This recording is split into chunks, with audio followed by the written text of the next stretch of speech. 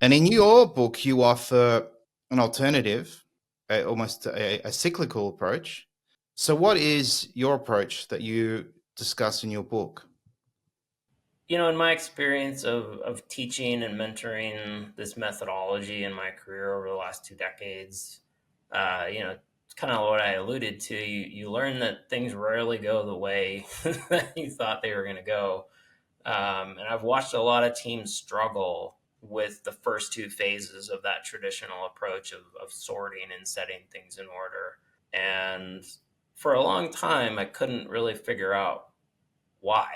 And it bothered me that it was such a struggle. And it dawned on me a few years ago. I was reading a quote from Taiichi Ohno, which is one of the founders of the Toyota production system. And he said, without standards, there can be no improvement. And around the same time, I had picked up a copy of Masaaki Imai's book, Kaizen, The Key to Japan's Competitive Success.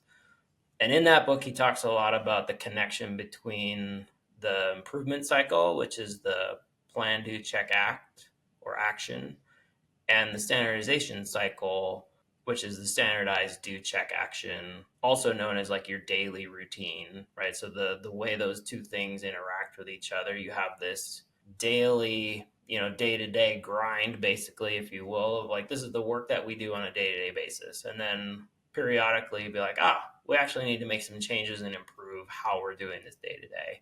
So that's how those two things interact with each other. And, I started having this realization that there was an awful lot of conversation around standardization as really a foundation for improvement. And then I started asking the question, well, why is it that we wait until the fourth phase of 5S to talk about standards?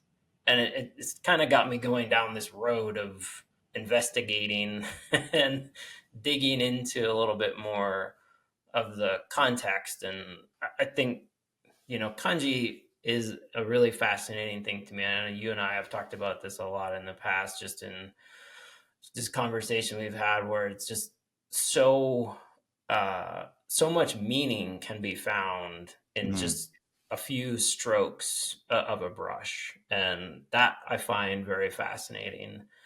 And I'm also a avid learner, so I started digging into those kanji symbols that make up those 5S that I introduced a little bit ago. And I think it's important to understand original context of what things mean before you start applying it to yourself. And so I started digging into those and realized that there was some things I think we were missing along the way in that interpretation.